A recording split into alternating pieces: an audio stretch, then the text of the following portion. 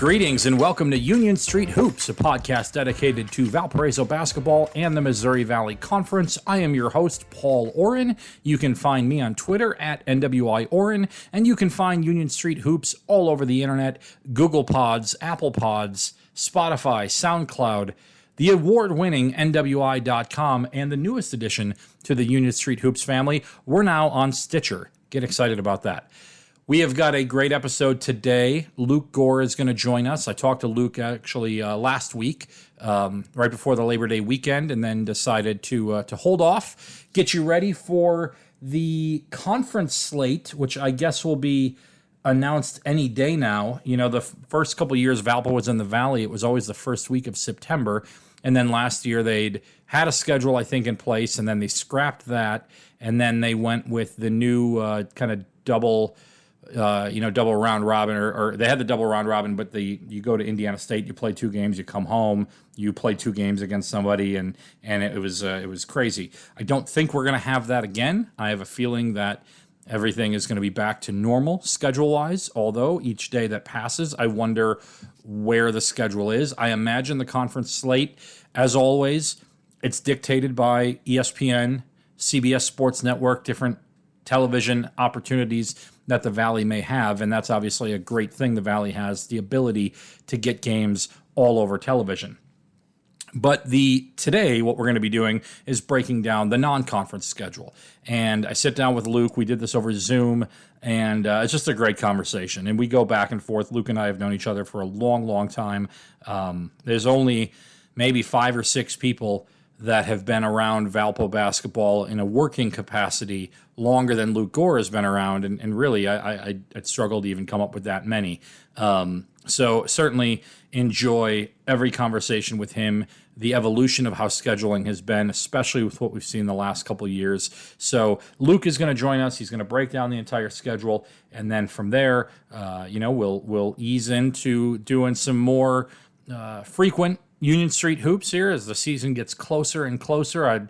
Obviously, there's a couple people affiliated with the program I'd like to have on and chat with before the season gets really started here in a couple months. So, without further ado, here is Valparaiso Associate Head Coach Luke Gore.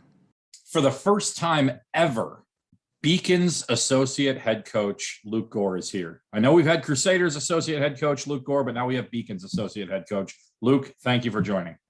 I'm glad to be here. Excited to talk to you, PO, as always. We do this every year. It's turned into be maybe one of my favorite podcasts to record, kind of taking the fans through the etymology, that's a big word, of the schedule.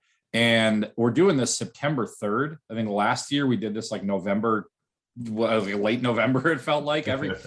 This is the earliest I think that you guys have had the schedule out. Was there any reason for this being done? It felt earlier than, we're still waiting on the conference schedule, but you guys are locked in, and with the non-conference, it feels like earlier than ever before. Well, yeah, the team said yes quicker. It's as simple as that. And also, with COVID last year, we moved a lot of home games back.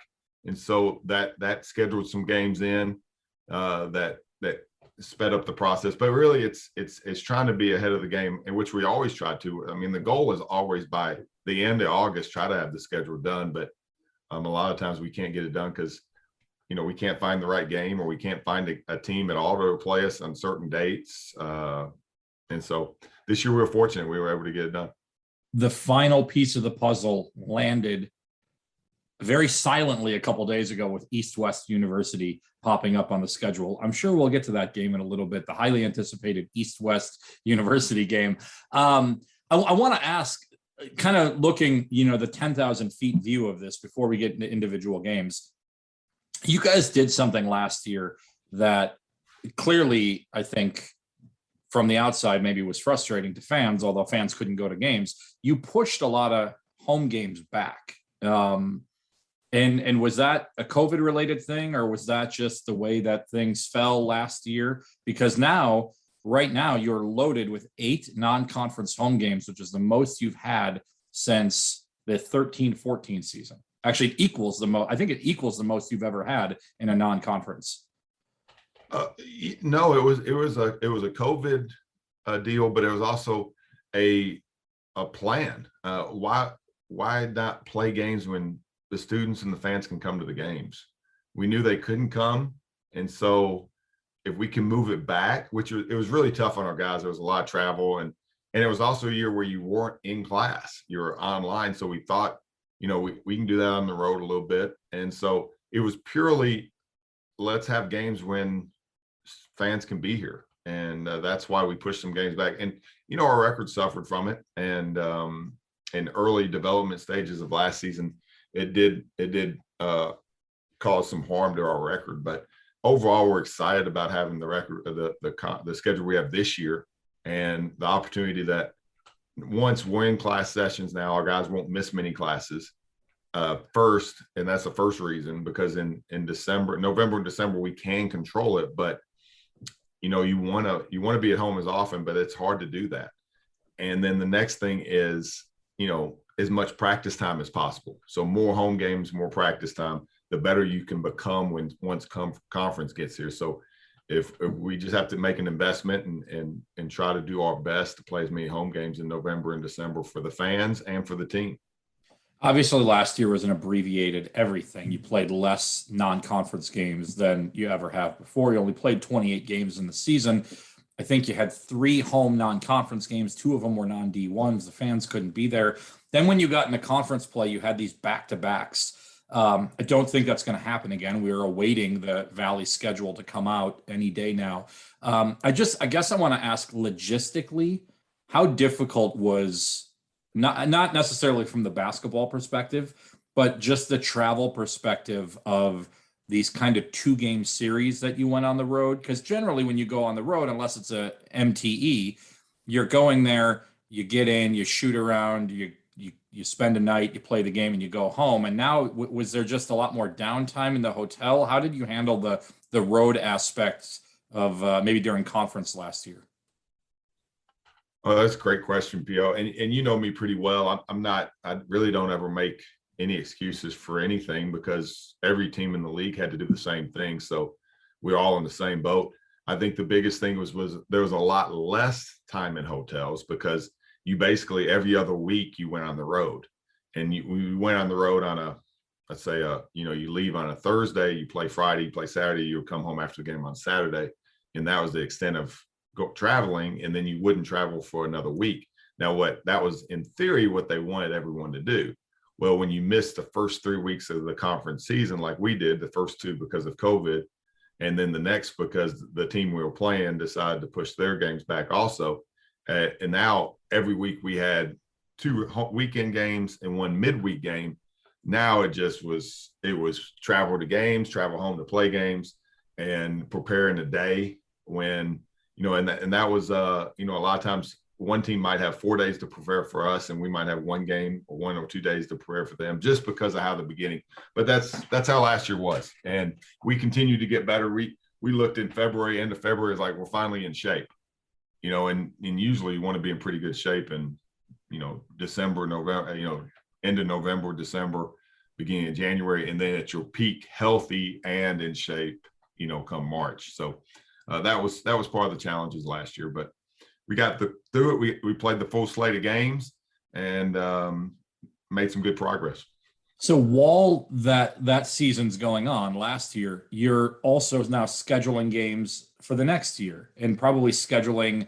And I don't really know when all these conversations take place. I know some of these were continuations of series that you had with like a Toledo or a UIC, but was there kind of like a, hey, we're going to try to schedule this and things will be normal next year? I mean, was there just kind of, did you have to put in, I don't know, different procedural things in case COVID didn't really go away, which kind of we're in a purgatory of it, it seems right now.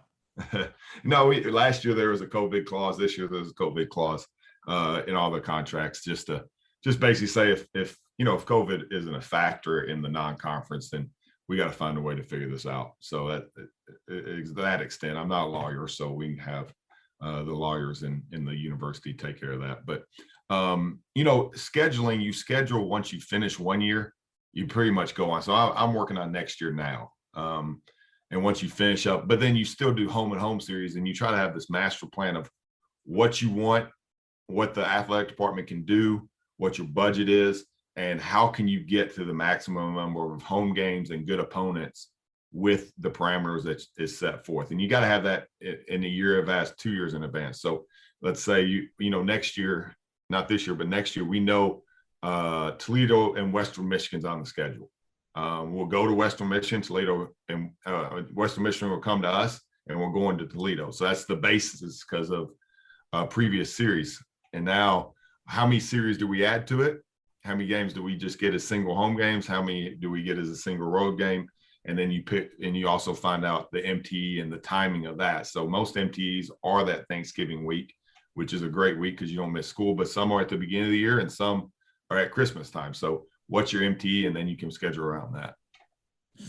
Looking now at the 21-22 slate, before we get into individual games, I want to ask there, and Matt and I talked about this a little bit.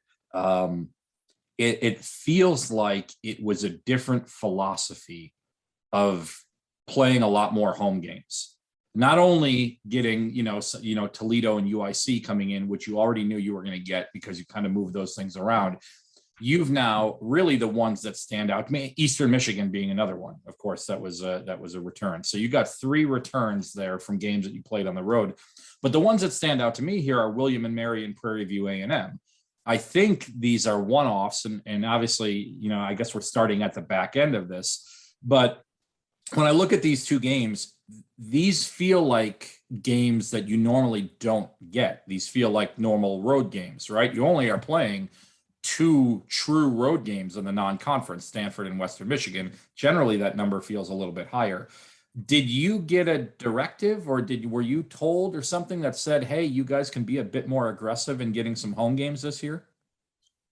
We were given, I think the words I didn't like the words you used right then, P.O., but I really believe we were given an opportunity to do that. Great opportunity. Mark LaBarber really looked at, what we were doing and the things that we saved on last year to put forth, and hopefully we can continue that. That's the way the Valley schedules. If you look at almost every team in the Valley, they play 7 or 8 home games in the non-conference, almost all of them. And so we've got to get to where we can do that every year. It's an investment from the program and the athletic department and the school to do that. But when you do that, your team does improve on the court because of practice times and being at home. And then they're able to attend more classes that first semester because you're at home. And I think that your program just moves forward, and you need to be able to do that. And when you're in a league like the Valley where everyone else does do it, then you got to step up and get to that point. And once again, Mark did an amazing job and gave us that opportunity to try to go get some games. And we were fortunate to get a couple. So opportunity is the word, not directive. Okay. Yeah. We'll choose where I've never been good at choosing words properly. Good. That is your business, and you're pretty good at it. So, all right. These exhibition games, normally we don't talk too much about the exhibition games, but I know you've got to be really excited for that second one. Yeah, well, I actually, I'm really excited about both of them because we're getting to coach against 2 of my close friends in both of them. And so the first one, Ashland, their head coach, John Ellenwood, when I got married, I went off to a camp. And we get back from the honeymoon, and the next day I leave to go work basketball camps because if you want to get in this business all summer long, you work in different camps. And John wasn't my roommate. Chad Briscoe, the AD at Grace, was my roommate and is a close friend of mine. So I actually lived with Chad as much as I did in the first 2 weeks of marriage as I did my wife. But also in the suite next to me was another young, inspiring coach, John Ellenwood. And he's at Ashland, and we've been trying to find time for him to come up and play. So for me personally, it's really exciting for him. He has a great team down there, Division II. They have all their players back that played last year. They played 6 guys a ton of minutes, and they're all back, plus he added some pieces. And then we got Coach Warner coming back, and really excited for Chad to come back. And he went in the Final Four last year at the Division II Final Four, and was undefeated most of the year. They beat multiple Division I's last year, and is just a great friend to go, both Coach Leidick and myself, and just excited that he's coming up, and we were able to work that out for him to get up here. And he has one player that's on NBA radars, so wanted to make sure help him get as many Division I games as possible to help his player too. So very excited for that game. And Chad Warner was, again, a special assistant to Matt Loddick, Matt's first year as head coach. And again, not a guy that maybe, a lot of people that weren't around the program day to day got a chance to interact with. But I'll tell you, that guy was just like, I wanted to run through a wall every time I talked to him. He would pump me up. And I know I've kept up conversations with him every time they get a big win. I shoot him a text, or he'll message me up here and say good story every now and again. I think he clicked on somebody else's, but whatever. It's I really like Chad. He's a great guy, and I know I'm excited to be able to see him. And again, Flagler's down in Florida, so this is it's a special trip to be able to make that happen for an exhibition game. Without a doubt, and we were fortunate enough to also work with Western Michigan, so he's actually going to get Western Michigan on the same. They probably haven't. I don't know if they've announced their schedule or not. I don't know if I can say that they're playing them, but that's part of the deal. So he can get 2 games on the trip. No, extremely excited to get Chad up here. I mean, once again, he's a friend of the program. He's a member of the program. He's a member of the family, and he contributes so much knowledge and so much in that 1 year he's here, and he's still somebody that we rely on, like a lot of the former coaches that have been here, on advice throughout the year. So very excited that we get him up here. And usually you don't want to play friends very often, but in an exhibition game, I think it's a great thing to do.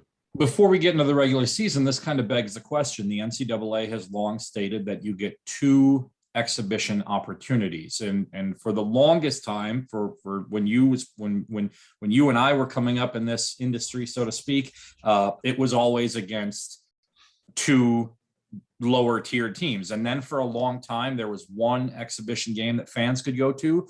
And there was I don't know if you even know this, but there was a thing called a secret scrimmage. I know you never heard of them. Very secret. I don't think you have one this year. I know you've had them in the past. Is there, I guess, your thoughts on getting maybe 2 dress rehearsal games in front of fans versus the chance to maybe go in a gym with a D1 team and work out some things like you have in the past with teams like that? Where it's secret, so you don't even know what's going on, P.O. Some secret could be out there. But no, you know what? When I started, which was just a couple years ago in the business and helping with the schedule, and you were in college as a student, but when that was going on, you could play anybody in these exhibition games. It didn't have to be a college affiliate. So you would Athletes in Action, somebody we always played, which I have a great connection to, and the program does, and have coached a lot of their teams overseas. And it's so you could play that team, and you could help their program, and they had a team that travel and play a ton of teams, and you had different organizations like that had teams. And then the NCAA came out with, you had to play a college team in the exhibition, so it had to be a lower level team, and then they made a rule that you could do a scrimmage against another opponent, and it had to be where fans or no one could attend other than the main personnel. So that's where we weren't even allowed. I remember I saw the video clip. There was a year that John Kaiser hit a game winner in that scrimmage. I know. I'm going to talk about it. It beat somebody. I'm not going to say who. And then you guys ran a very similar play to beat Loyola in the tournament. No, all the guys on the team were talking about, oh, we ran this play already. I'm like, I've never seen this play before. And they're like, no, it was a secret. And then I saw a video clip of it. And then people started texting me like higher ups, maybe the athletic director, like, hey, like, how do you know about this? You're not supposed to know about this. I thought it was, I don't even know if those are still going on this year. Did you guys just opt out to do? We just opted out. To be honest, Chad's game with Flagler came in late. We were actually going to scrimmage somebody else. And then that game came in late, and we had to, we decided to do that instead of the scrimmage. So and I do like two live dress rehearsals. I also love getting back in the gym so our fans can get out and see us. I think there's a good buzz going around the community and the school. Hopefully, I know we're going to publicize it. I know we're going to get out there and promote it. And I know the students are going to know about the games a lot better this year than they have in past. And I think we're going to have good sections. So I love that we get 2 games, just 2 more opportunity, one more opportunity to just have a home game, and more opportunity to see the guys and watch us play, and us get in front of our home fans. The season opener is November 9th, 6 p.m. against Toledo. Feels like the right kind of game to start the season in. A good barometer, a MAC team that I think you guys look at as, they're pretty good. We're pretty good. Let's have a good game. How important is it for you to start the season at home? Last year, you went to Vanderbilt, great opportunity last year, and then you were at Purdue or UIC in Purdue. You're on the road 3 in a row. To be able to have an opening night at home, how nice is that? It's really good, and Toledo's been great. Todd over there he's great to work with and doing the schedule. So it is a great game. 2 years ago was an amazing home game, and then last year we were supposed to open up at Toledo, and so it's close proximity to drive, and it's just a good game. But opening up at home is huge because we are dealing with 20, 21, 22-year-olds, 18-year-olds, some of the guys, and as much as we want to say they're resilient and you want something that's comfortable for them to get rolling too. So playing at home usually gives you some of that comfort, and now we're playing a team that's very good, that has some really good pieces, and really they're going to be picked one of the top 3-4 teams in the MAC, and so we're gonna have to play to win, for sure, and I'm excited for that game. Then you're going to have another home game against the Horizon League team, UIC, a team that I enjoy seeing on the schedule. I'd be remiss if I didn't mention that I would love to see Oakland on the schedule or Milwaukee on the schedule. Really, any of those Horizon League teams bring back some good memories of some great rivalries that you guys had. You got UIC on the schedule last year. You went there. Is this just a home and home situation here with these two and done? Yeah, but we're going to keep trying to play UIC if it works out. And they want to play too. But once again, there's a lot of parameters in making games work out, which we've talked about in dates and timing and what the conference tells you, how many games you play. The problem with the Horizon League is they play 22 league games. So they play 22 league games. They go play 3 games in a classic or an MTE. And so now they're up at 25 games, and they only have 6 more games to schedule because you can get to 31. And almost every team in the Horizon League has to play 5 or 6 bye games. So they don't really have many opportunities to play home and homes. But we're working like with the teams that you said. We talk to them each year. Greg up at Oakland's is awesome. And so, we're working with those teams, but it's just they don't have very many opportunities to schedule non-conference games. And if they did have more of an opportunity, we could get more of them on the schedule. So we are working. UIC is too close, and they're a good program. It's too for us not to try to play them each year. We'll get to the 2 road games in a second. I want to continue on with the home schedule. You've got the 2 non-D1s. I know that fans get frustrated at these because, for the same reason I think fans get frustrated at NFL preseason games. You're going to put something on the floor that, or out on the field that you charge the same price, but I'm not going to see Aaron Rodgers out there, or in your case, Ryan Fitzpatrick. But which, by the way, congrats on Ryan Fitzpatrick. That guy's going to be a stud this year.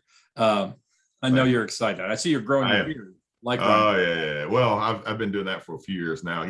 He's trying to catch up to me, but his beard is big time. Yeah.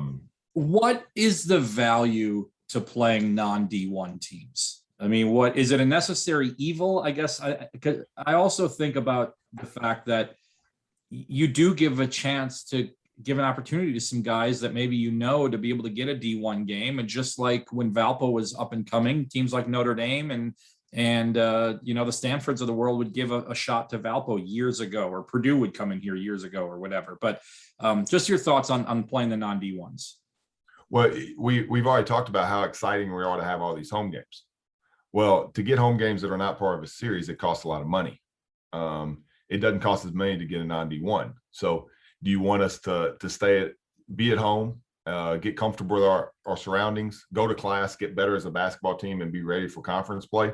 Then if you can throw in, 1 or 2 non-D1s in there, then it's budget-wise, it helps your budget. And then 2, it also gives you an opportunity.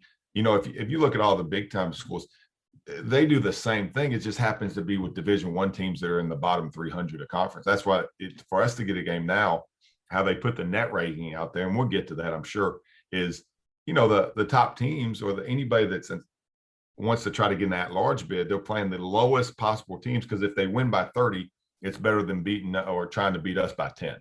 And so that's when it's the Baylor same plays deal. Jackson State, Yeah, it's the same deal for us.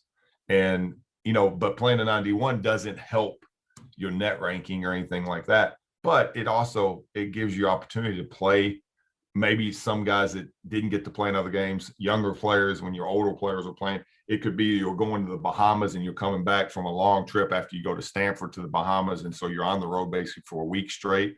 And then you have a conference game on December 2nd. And so you probably want a tune-up game where you get that out of your system. So on December 2nd, when we go on the road for a conference game, we're not coming off the road where we had to go play at Murray State or somewhere like that to get ready to play a conference game. So playing a good friend of the program in Jason Hawkins at Trinity Christian at home on the 27th makes a lot of sense. So the Valley schedule is going to come out eventually. If people have been doing some tea leaf reading between the lines, they will have seen at this point that there is going to be on the first or second a conference game, which feels like a new thing this year. It's not officially announced yet. So you've kind of revealed that a little bit, but again, it's coming any day now. Is there any thoughts to, I mean, I know that in the Horizon League you used to do this all the time. You played 2 games really early in the season. And I always felt like if you won those 2 games, that's amazing. If you lose those 2 games, it kind of ruins Christmas a little bit, or ruins Thanksgiving. What's your take on stepping into conference a month before you play any other conference games just for a one-off? Well, there's 2 different takes you can have. One is it gives you an opportunity to that after Christmas, because we'd have to start conference pretty quick after Christmas. Now, they push that back. So you can go on the road and get, play a high major or something, or you can start a good home and home, or you can also, get a home game like we did this year against a very good team, but it's a home game that you can get ready for conference play. So there's a big positive on that you have more time to prepare after Christmas. So you would think you might be more prepared to play that game on December 2nd than you would on December 29th because of the Christmas break. And at us as a staff and as a program, we try to give our guys as many days off at Christmas as possible. In the storm of college basketball season, our guys don't get Thanksgiving, they don't get Christmas, they get a lot of things. They're very blessed in the things that they get to do. But if we can give them 3 or 4 days off for Christmas, we're going to try that. And so now, not playing a conference game, that I think that's the main reason why. But the other side is, you play one game in December and you got a young team versus an old team. Let's say that's the case. And you're not going to be as prepared for that game as other guys. So that kind of stinks on that side. So I don't like it on that aspect. I like it all together and then you get in the flow. But the reasoning does make great sense where, after Christmas, you can do one game before league and be in good shape. And we play one of the first tournaments at the end of the year. I mean, the Arch Madness is one of the first tournaments. So we kind of miss out on a week of regular season games that other conferences can play. So that's kind of why we have less off days than other conferences. Like I said, the Big Ten, we have less off days and we have to squeeze some stuff in that way because of, we just play early, our conference tournaments just earlier. I want to get serious for a second. You're going to play this big non-conference game at Stanford. You've known Matt Loddick for, I don't know, 7 or 8 years now. I imagine Matt kind of has made it known that he was a big deal in college, right? Like he, was on a big team, 32-0 at one point or whatever it was. Like, do you think he has any fear of you guys going to Palo Alto and no one really knowing, like, who is this guy? Like, like, are you going to give him some grief if you guys walk into the sandwich shop and there's not a sandwich named after him or something like that? Well, I'm going to give him grief about whatever I can find grief to give him, and he's going to give it back to me. So playing at Stanford or playing at Valpo or playing, wherever, there's going to be some grief given to one of us. So, I think it's really special. It's something that, it's not always, you can't always do that.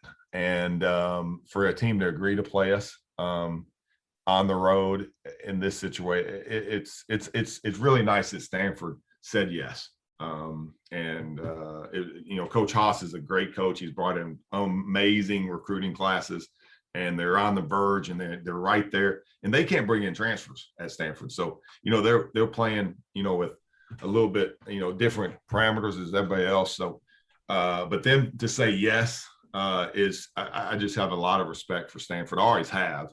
And if I didn't, Coach Like would make sure that I gave Stanford its respect. So, but he loved his time there.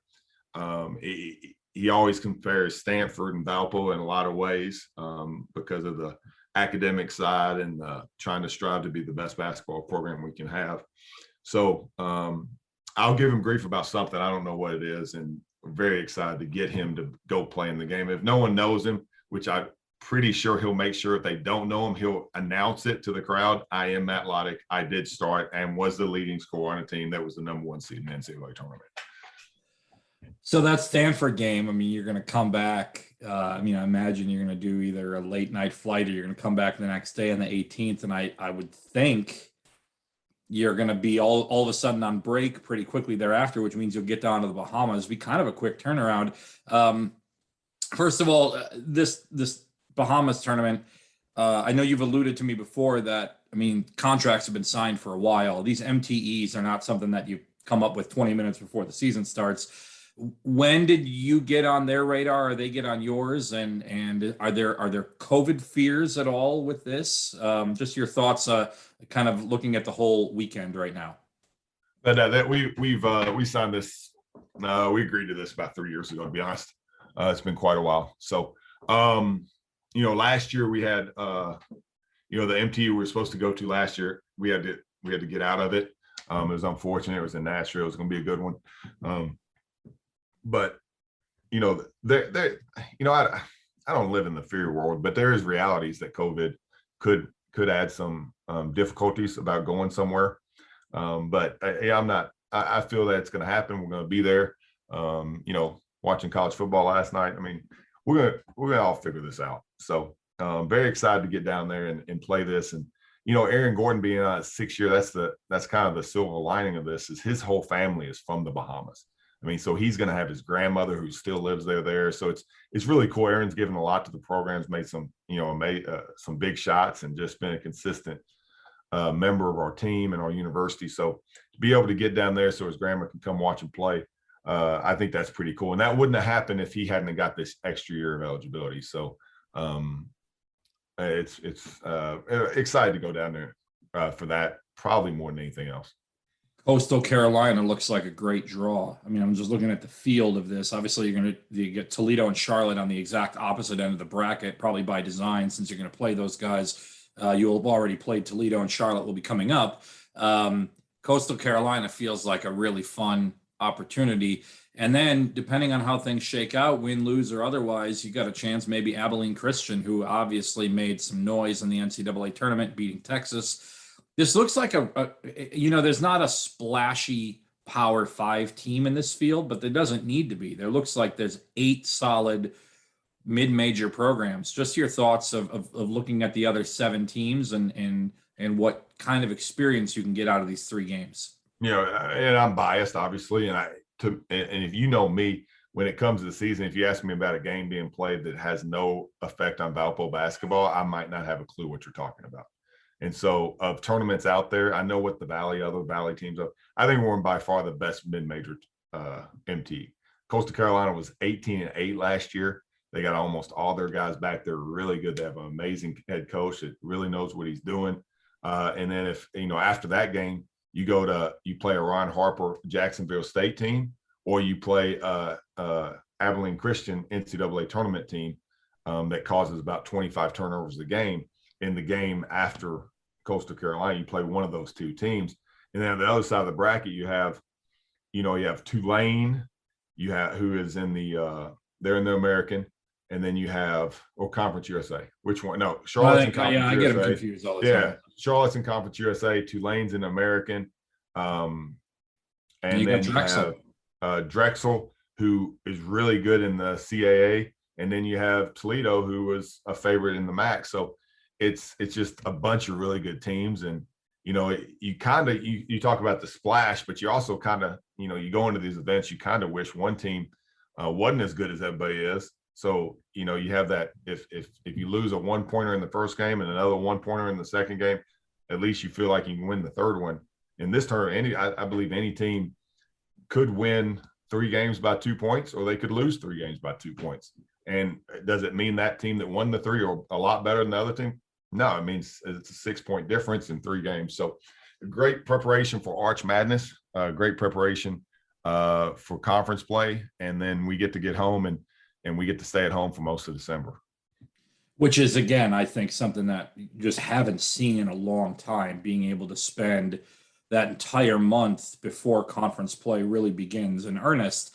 But there is one that you got in there. And again, it could be a day trip. I guess it's a 1 p.m. start, which probably means you may stay the night before, but you got Western Michigan and you'll be going up against Malik McMillan. The first of 3 games where you'll be playing against a former Valpo player. This doesn't happen very often. Guys have transferred away, and for the most part, you get to you avoid them. And not intentionally avoid them. It's just they go to schools that generally you're not going to play. Is there excitement about Malik McMillan just named the hardest worker in the Western Michigan offseason program? How excited are you to first of all get a good game against a local team, relatively local, close by, and then to be able to see Malik? Well, first and foremost, summer workout awards. How about that? That's pretty cool. I never heard of that one before, but Malik is a hard worker. So if someone's going to win, it's going to be Malik. Malik's a graduate of Valpo. I love Malik. He's a local, from Maryville, and he came here and he developed. He didn't average 10 points a game in high school, but he came here and he really developed and did some great stuff and graduated. And, coming into college, a lot of people's like, how's he going to do it as a school? Well, he got a degree in 4 years. So proud of Malik. Playing Western has nothing to do with Malik. It has to do with they're close. We should play every year and find a way to do it. Same with UIC and these teams that are within an hour and a half drive. We got to find a way to both ways to play these games. And they were that game came up one of the later games to get on the schedule. And I'm glad we were able to do it. We've been trying to work on it for quite a few years, and I'm glad we're finally able to start a series with them. Charlotte comes here on December 11th. This is a solid, above average, mid-major team that you guys have had a lot of interactions with over the last 20 years. I can remember my senior year, they showed up on the schedule. Valpo went to Charlotte, and they had an NBA prospect on their team. Valpo won that game, and it was maybe like, they had like a 95% home court winning non-conference win at that point, and Valpo won that game. Charlotte came back to the Arc a couple times. You guys revisited this later on. What is it about Charlotte that they keep every 5 years or so? They kind of pop up on the schedule. I'll be honest, I have no idea, but they do, and it's a good game. And who was the big time player in that game? Do you remember? I was coaching. I'm going to do a quick Google. No. You just got to think of it. I'll tell you that he's very intelligent, and he wasn't always in the headlines, but he played well, really well that game. And all the time when he shoots, it goes in. You're talking about a Valpo player? Valpo player. When we beat them at their place, who was like the player of the game that is not the player of the game very often? Well, I'm trying to think because I'm talking about 2001. I'm talking about the it was 2003. Did we go back in 2003? Yeah, I'm trying to do a quick look here. Bear with me, everybody. Can't you do it off? Come on. I got okay. 2005, 2006. All right, I'm looking. We got it. Found the score. 80-77 win right there, and there he is. 24 points, 4 for 4 from the 3-point line, 8 of 9 from the floor, 5 rebounds. Seth Colclazier. Yep. How about that? Seth with 5 rebounds. I forgot about the 5 rebounds.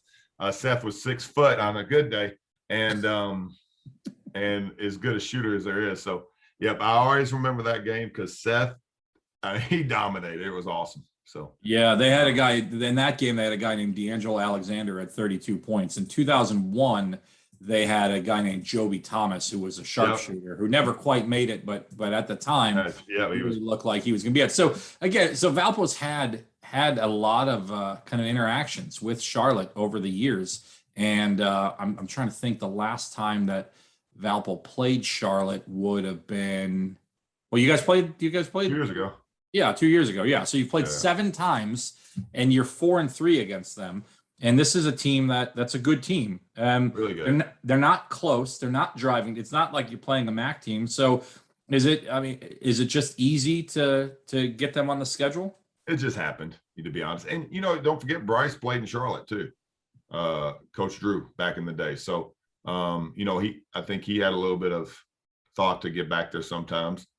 David Chadwick is from Charlotte. So, last time we went down there and played, it was really awesome. Him and his wife and his kid was there at the game. I think, so that was really cool. It just, it happens. And once again, sometimes a team will say yes, and they're in a great league and they're a great program, and they have a great staff now that is just willing to play. So it's, sometimes that's who can play on the date you have, and sometimes it's the same team that pops up.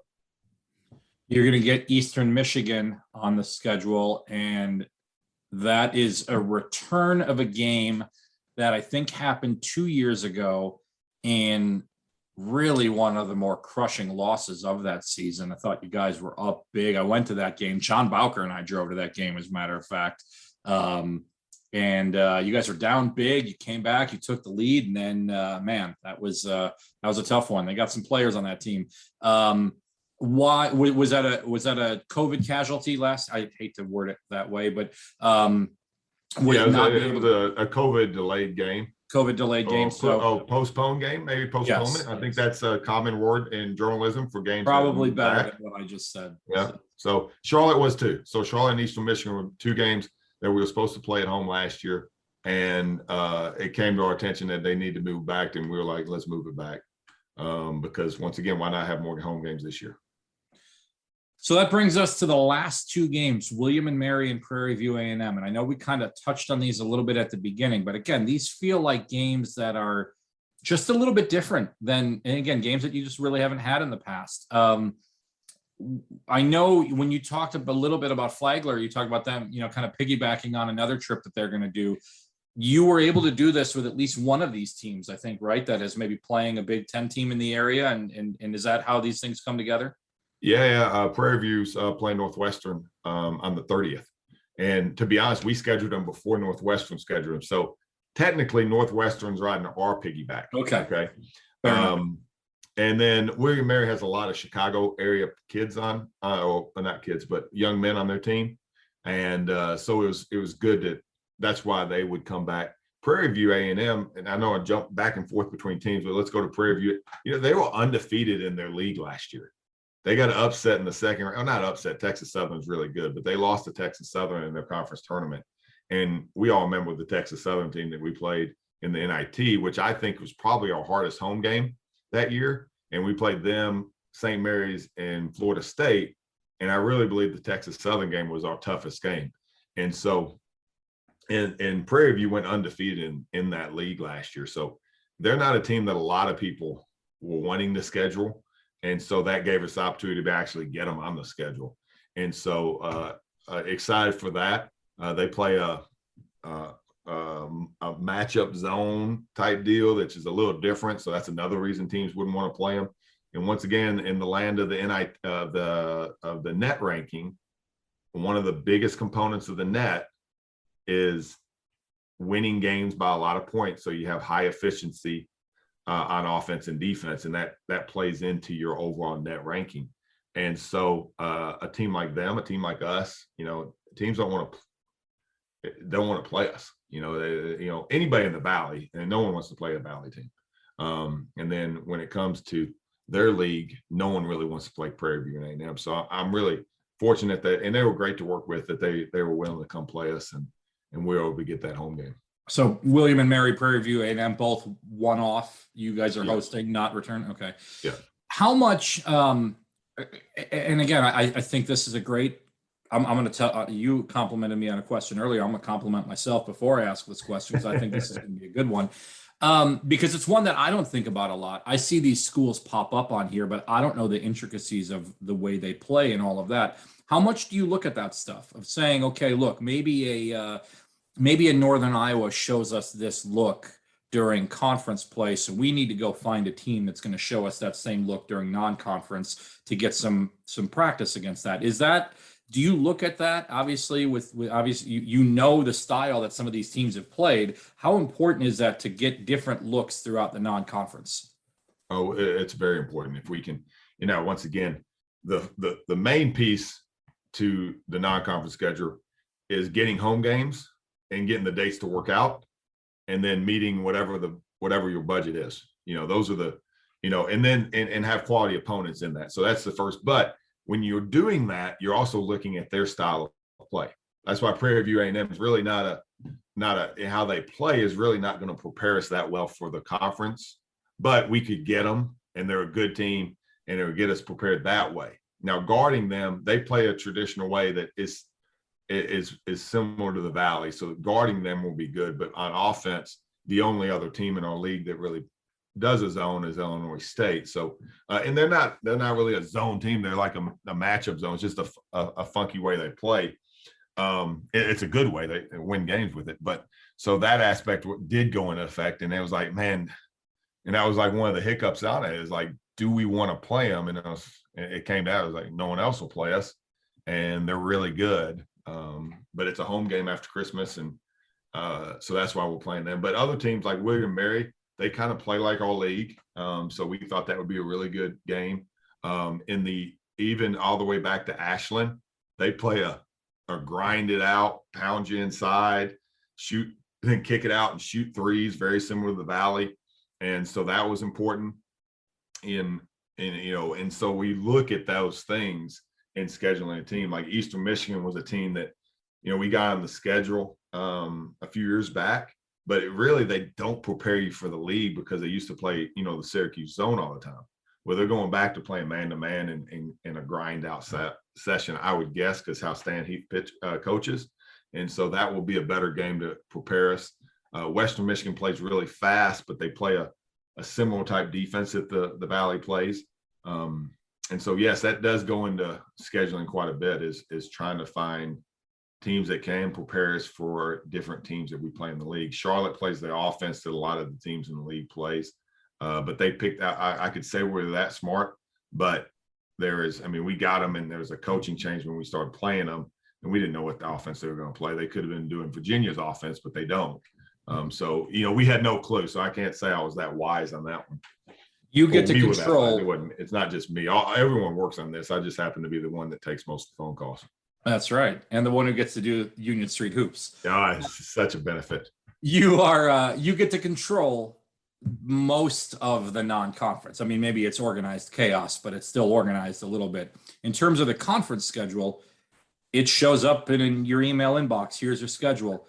What's the first thing you look for when you look at when your eyes are going to meet the paper of the conference schedule? What's the first thing that you look for? Well, the first game, man, so I can put it in our schedule. So you gotta go in chronological order, just knock them out. But this year, you could see if the people who were watching could see my eyes roll at that. Yeah, you ask a great question like you just did. I'm gonna give you. Thank you. But no, this year would be different because it's going to be who do we play in December 1st or 2nd, yeah. And then it's kind of you kind of look at the makeup of, because you're gonna have to play everybody 2 times regardless. It's and some coaches are like, well, I'd rather play this team first or last or whatever. It doesn't. We're all playing everybody the same amount of games. So the main one would be who are we playing on December 2nd or 1st, whatever day it is, and then the next thing would be who are we playing on January 1st after, at the beginning of the year. Those are the first game is always like, are we going on the road? Are we at home? It's not to say, wow, we got a good one, or wow, it just that's what my eyes go to.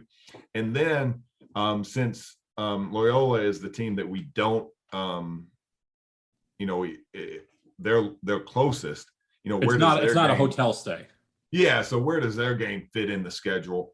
And in the Valley, you play one game on the road, one game at home, and so you're trying to see, well, how many Saturday games do you have? How many, and all this. And at the end of the day, there's 9 teams. You're going to have 5 weekend games, 4 in the middle of the year, or you're going to have 5 in the middle of the year, 4 in the weekend. It's not much different. So, so that at the end of the day, all our schedules are really the same. And so you kind of look at how you're going to end the season, how you're going to start. But the key is to show up and try to win as many as possible whenever. All right. That was diplomatic. You're a Washington football team fan. When their schedule comes out, what's the first thing you look for? Well, I would love for us to who are the, because I think the NFL has 4 games that kind of you don't know they're going to play. Like that's on they're going to play another division. They're going to play their division. It comes down to like 4 games. So who are those 4 teams? And you want to win them. So how bad are those 4 teams, and can you beat them? Well, it's generally the way the NFL, I love the way the NFL does it, because they generally take, if Washington finished in first place, they're going to play all the other first place teams in those extra games. So that's fun. Do they take an effect? Do they finish in first place, or they finished under 500? I wish they would have done more of the under 500 route for their schedule, but they went more with the first place finish. So, but you know what? Those 4 games are the only games that are different than everyone in their league and in their division. Yeah. The division will play 12 like opponents for the most part. So, you get that, but then you want those advantages in those 4 games. Speaking of football, because we're on the central time zone here, football games, NFL games around here start at noon. You have a lot of noon starts this year. I'm looking at UIC as a noon start, Charlotte's a noon start, William and Mary's a noon start, Western Michigan's a 1 p.m. start. And then you got a handful of 6 p.m. starts as well. There are as of right now, no 7 p.m. home starts. It's either 6 p.m. or noon. I imagine for Charlotte, that's so they can fly home that night. And same thing with William and Mary. You're playing at noon on a weekday, but it's the week before Christmas. Do you get to determine time a game? Is that part of the negotiation a little bit? Is that just a travel thing for those opposing teams? And I guess your thoughts on the differences between playing a noon game and playing a 6 or 7 p.m. game. Great question. And it's talking to and that really is a great question, because I'm sure a lot of people wonder that. And talking to Eric Well, our associate athletic director in charge of facilities, talking to our production team, talking to Mark LaBarbera, talking to Erica down in the ticket office, and she also does a lot of promotions for us, is how do we get as many people at the games as possible? But then in scheduling the games, some teams, and you hit it right on the head, Charlotte, they have finals the next week. We have finals the next week. Let's get this game at noon. And we have no Sunday noon games, so no NFL problems, except Western Michigan for some reason scheduled that game at 1, which I'm excited about because we get home earlier, and I don't know when the football team plays, but maybe I can see some of it.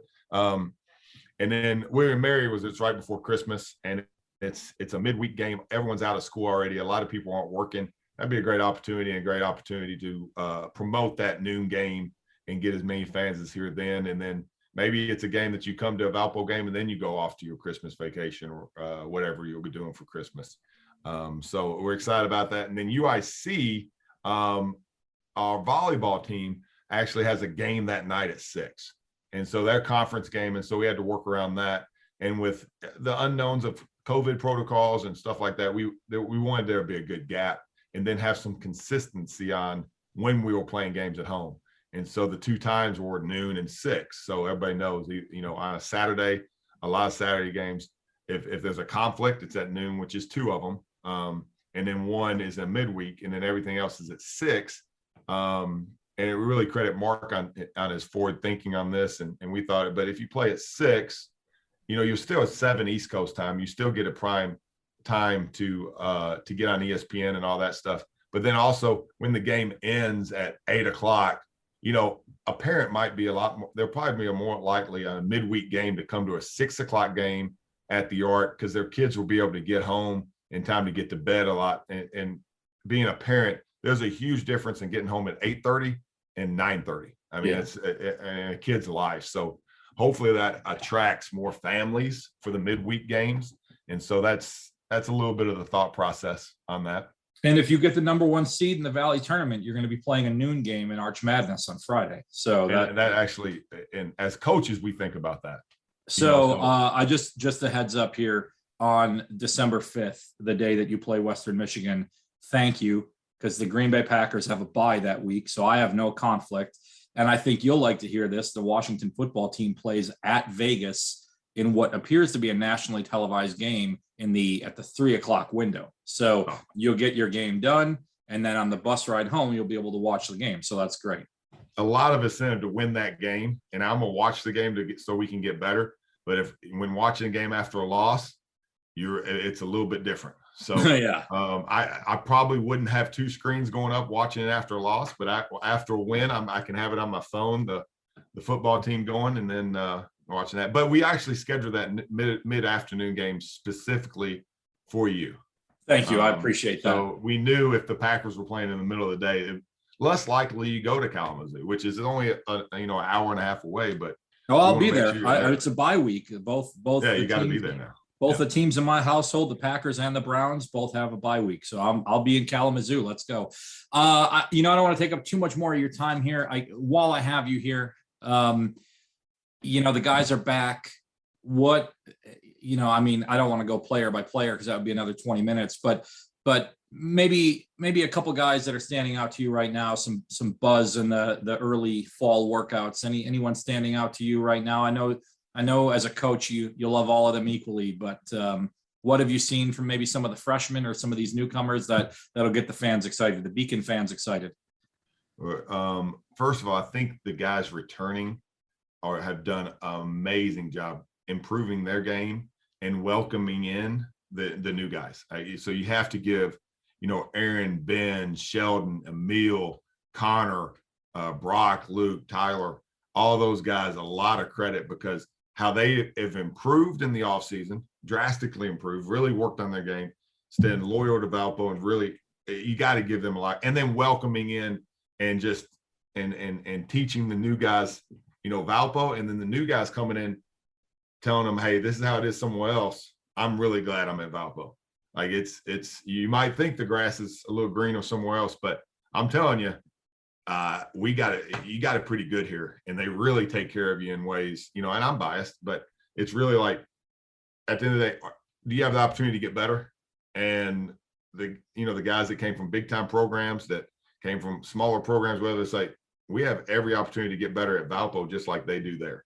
We're given all the opportunities, and some things we're a lot better at. So that's what I'm excited about. So we have the, Thomas from Michigan State, and Trevor and Kobe and Joe from Wisconsin. Then we got Kevion from Winona State. So those 5 transfers coming in, they all can come in as like, man, this is, Coach Loddick's door is always open. I never saw the inside of, my former coach's office, but maybe once a year. Like, he's very accessible. If the only coach you ever know, you might not think, well, hey, coach is kind of hard to go talk to. And then they realize, oh, wait, we got a pretty good situation here. So that's their leadership, all 5 of them, and telling their stories to the guys that are here has been amazing. And then all those guys talking to the freshmen. We have, 5 freshmen, and they work, and they have no choice because of the 10 upperclassmen, 13 actually upperclassmen that are on the team.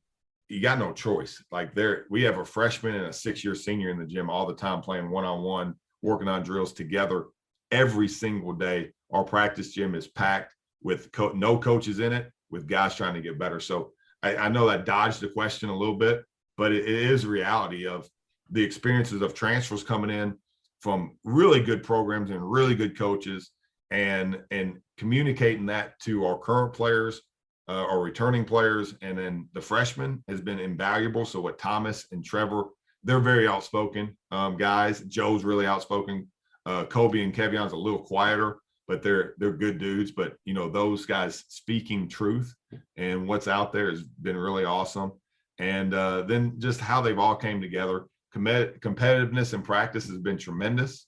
And and the amount of size we have has been nice too. That we now have some big bodies, so it's we got to get everybody healthy, which everybody's close, and get rolling. So my final question, and I ask this because I mean you and I have been around a long time. You've been, you got to be one of the longest tenured athletics people around. So at least for me, when I see guys come back to visit, it always kind of warms my heart a little bit because you never know who's going to pop in. There were two guys that were back in the ARC last week for completely different reasons. Victor Nickerson was here for a little bit, got to meet his wife, which was amazing. And then I also know that, and I'm just curious, this seems awesome.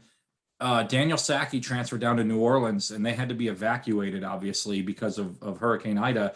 And I'd reached out to Daniel, and I said, hey, are you safe? Are you good? And he said, yeah, I'm actually back in Valpo for a little bit, hanging with the guys. And then he went over to Western Michigan. When you see, we talk about basketball and on the court and all that stuff, but when you see guys like Victor come back, or a guy like Daniel who, gets to come back and spend some time, albeit against terrible circumstances down there, just kind of your thoughts on those relationships as they continue beyond getting minutes for a team. I think I love it, to be honest. It's one of the, Victor coming back to, basically show off his wife. Like, look, I'm married, coach. I know you probably didn't think I was going to get married, but I'm married, and she's amazing. And so it's really special. And then for guys that even under different circumstances that transferred away, that, still feel like they have connections in Valpo, that they feel comfortable coming back, even though they're not really part of the team and they didn't leave the way that, everybody would expect them to. But to be able to have that comfort with the community, with the players and the staff it's pretty special. And then, also throughout the year, like this summer, I've seen Lexus Williams. I've seen new coach at Boise State, special assistant. Yeah. I'm so happy for Lexus. I mean, Lexus is an awesome guy. Eric awesome Buggs, player for us. And then, he was like one of the first guys that, he took the grad transfer and he was able to play. He played, did us great years. It was the right thing for him to do. And it was, really supportive of him. And then Jabril saw Alec Peters came to campus this year and actually worked out with the guys. It was really fun. That would have been a secret scrimmage that you would have loved to have been at. The amount of guys that we've had come through from, Ryan Brokoff last summer came through. I mean, we just a ton of guys have come through. Eric Buggs and guys from, way back 20 years ago come through and say hi. 25 years ago come through and say hi. It's, it's a special place when they come through and just to say hi. I hadn't been to campus in a while. I wanted, I was in the area. I thought I'd stop by. He was only here a year, but like a Keaton Fry drove through. It was going to Michigan. He made this drive so many times. He got to the exit and hey, coach, are you there? And I was happened to be out of town, but it was awesome that he just wanted to come by and say hi because he could. And so any of those stories or guys that want to come through, I think that means you're having an impact on more than just the basketball of their life. And I think that's a huge deal. And if you ask a lot of college players out there, the amount of times they go back to their former schools and say hi to their coaches, very, very seldom in their first 20 years out of college. Now, after that, you go back because you're old and you got nothing better to do, I guess. But usually your first 10, 15, 20 years, you don't go back to your school very often. And to see so many guys come through the program and just say hi, it's awesome. Well, it is, let's see here. I'm looking, it's about 6 weeks or so, maybe 8 weeks until that first exhibition game. I can't do math all that well right now, but yeah, it looks about 8 weeks from 2 now. months. Let's just go 2 months. We got September, yeah. October, we play again. 8 months and a day till the first exhibition game. Luke, thank you very much for joining Union Street Hoops. Let's do this again next year. That sounds good, my man. All right, take care. Bye.